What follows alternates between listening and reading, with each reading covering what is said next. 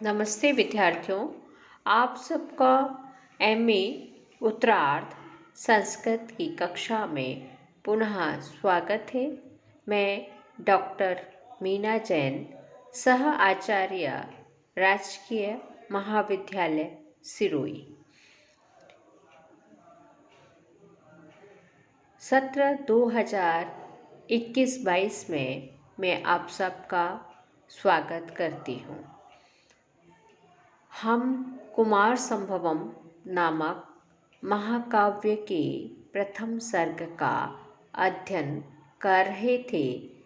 कुमार संभवम आपके चतुर्थ प्रश्न पत्र काव्य, गद्य एवं पद्य, इस प्रश्न पत्र में यह पाठ्यक्रम में दी गई है और हम इसका आज 12वां श्लोक पढ़ने जा रहे हैं।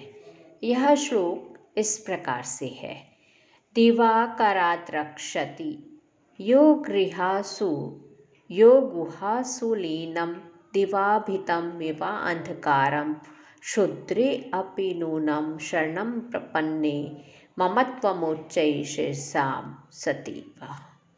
यह यानी जो हिमालय, दिवाभीतम दिन में डरे हुए, भयभीत, एव गुहासुलीनम मानो उल्लुक जैसा दिन में भयभीत हुआ करता है, उसके समान गुफाओं में, गुहासु कंदराओं में, गुफाओं में, लीनम छिपे हुए, अंधकारम अंधकार भी, दिवाकरात् रक्षति सूर्य से रक्षा करता है। उच्चैः शीर्षाम उदार चरित्र वाले लोगों का, शरणम प्रपन्ने शरण में आए हुए, शूद्रे अपि नीच जन के प्रति भी, सती इव सज्जन के समान, नूनम ममत्वम निश्चय ही ममता या आत्मीयता भवती होती है।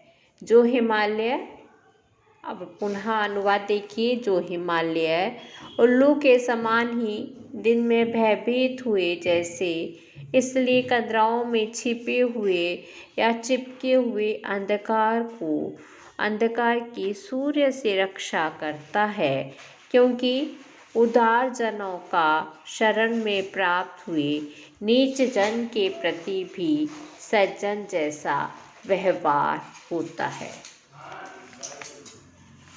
भावार्थ यह है कि हिमालय की असंख्य गुफाएं इतनी विशाल और गहरी हैं कि उनमें दिन भर अंधकार बना रहता है।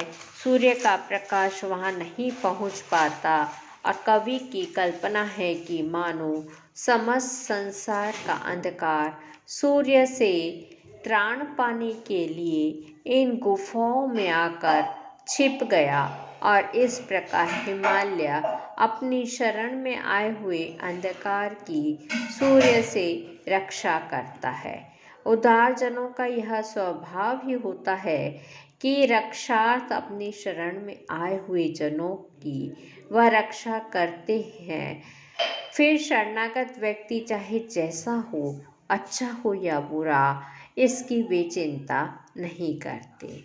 यहाँ पर अर्थांतरन्यास अलंकार है, क्योंकि यहाँ उत्तरार्धगत सामान्य वाक्य से पूर्वार्धगत विशेष वाक्य का समर्थन किया गया है। साहित्य दर्पण में अलंकार का अर्थांतरन्यास अलंकार का लक्षण इस प्रकार से दिया गया है। सामान्यम वा विशेषेण विशेषस्तेन वा यदि कार्यं च कारणेनेदं कार्येण च समर्थ्यते साधर्मिणे नेतेरेणार्थ अंतरन्यासो अष्टधा मतम। यहाँ पर उपजाति छंद है। समास में देखिए दिवाकरात, इस समस्त पद का विग्रह होगा दिवा। दिवसम करोति दिवाकरः तस्मात् दिवाभीताम, यानी दिन में दिन दिवा भीतम त्रस्ताम इति दिवा भीतम, दिन से जो त्रस्त है, भयभीत है। उच्चैः शीर्षाम, उच्चैः शिरो येषां ते तेषाम। दिवा भीतम में अव्ययी भाव समास है। दिवाभीत शब्द उल्लुक के भी अर्थ में प्रयुक्त होता है, क्योंकि वह भी दिन में सूर्य की किरणों से भयभीत रहता है। उच्चैः शीर्षाम, ऊंचे सिर वाले, उन्नत शिरस्क वही लोग होते हैं जो उदाराशय एवं शरणागत वत्सल होते हैं। यहाँ हिमालय उन्नत शिखर शिरस्क है, क्योंकि वह शूद्र भी और अचेतन भी अंधकार पर वैसे ही ममता रखता है जैसा कि श्रेष्ठ जन पर, अतः वह उसकी सूर्य से रक्षा करता है। शरणम का अर्थ ग्रह भी है, रक्षिता भी। शरणम ग्रह रक्षित्रो इत्यमरः। यहाँ पे सति अस धातो शत प्रत्यय अकाल लोपे सत इति रूपम, सप्तमी एक वचने सति। ममत्वम मम भावम इति ममत्वम, मम यह पद अस्मत् शब्द का रूपक अवयव है, इससे त्व प्रत्यय होकर ममत्व शब्द बना है। आचार्य ममठ ने इस श्लोक को अनुचितार्थता दोष के उदाहरण में रखा है, क्योंकि उनकी मान्यता है कि अचेतन अंधकार को सूर्य से क्या भय हो सकता है, अतः उसके त्राण की भी क्या आवश्यकता थी। अब हम आगे 13वां श्लोक पढ़ने जा रहे हैं। यह श्लोक इस प्रकार से है। लांगुल विक्षेप विसर्पी शोभैरितस्ततस् चंद्र मरीचि गौरै, यस्यार्थयुक्तं गिरिराज शब्दं कुर्वन्ति बाल व्यजनेश्चमर्यः।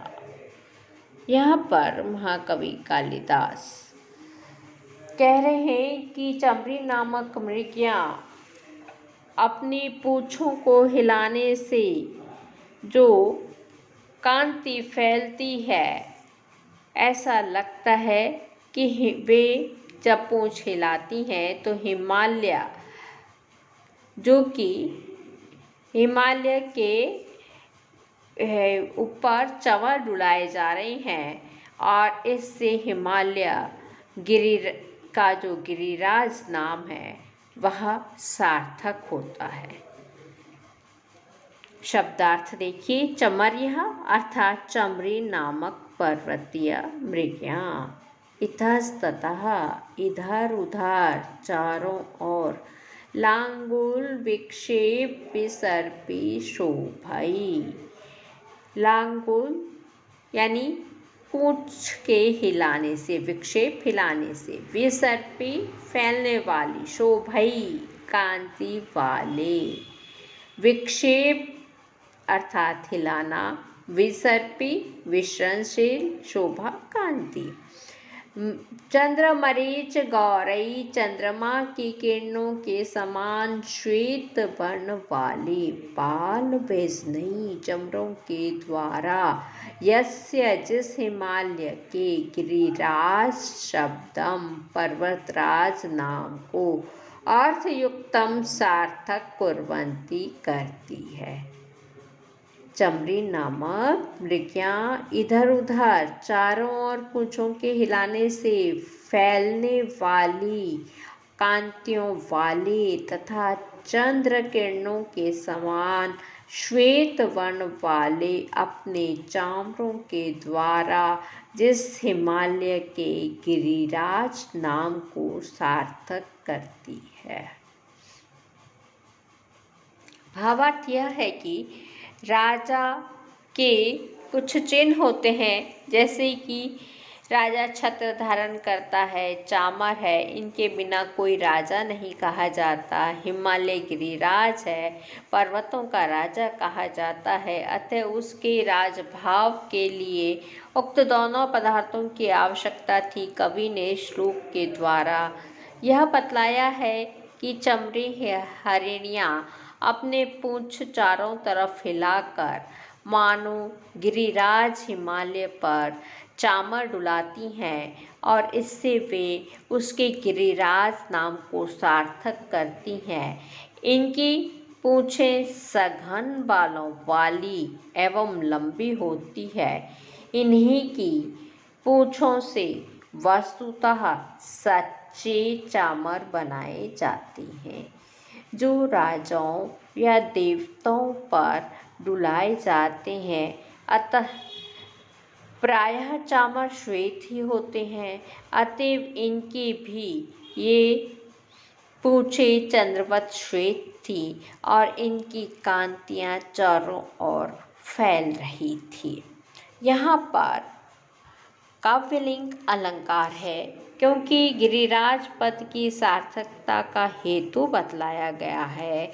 और काव्यलिंग अलंकार का लक्षण इस तरह से है, हेतोर वाक्य पदार्थत्वे काव्यलिंगम निगद्यते। हेतु यानी कारण, वाक्य पदार्थत्वे, काव्यम लिंगम निगद्यते। यहाँ पर उपजाति छांद है। लागुन का अर्थ यहाँ पे पूछ है और विक्षेप पद आ रहा है, वी उपसर्ग है, क्षिप धातु, ज्ञा प्रत्यय।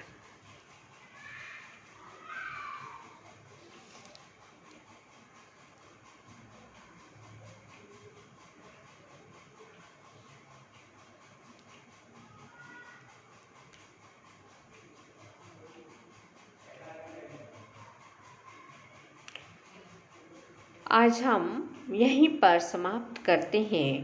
पुनः मिलेंगे। सर्वे भवन्तु सुखिनः, सर्वे सन्तु निरामया, सर्वे भद्राणि पश्यन्तु, मा कश्चित् दुःखभाग् भवेत्। ओम शांति शांति शांति। धन्यवाद।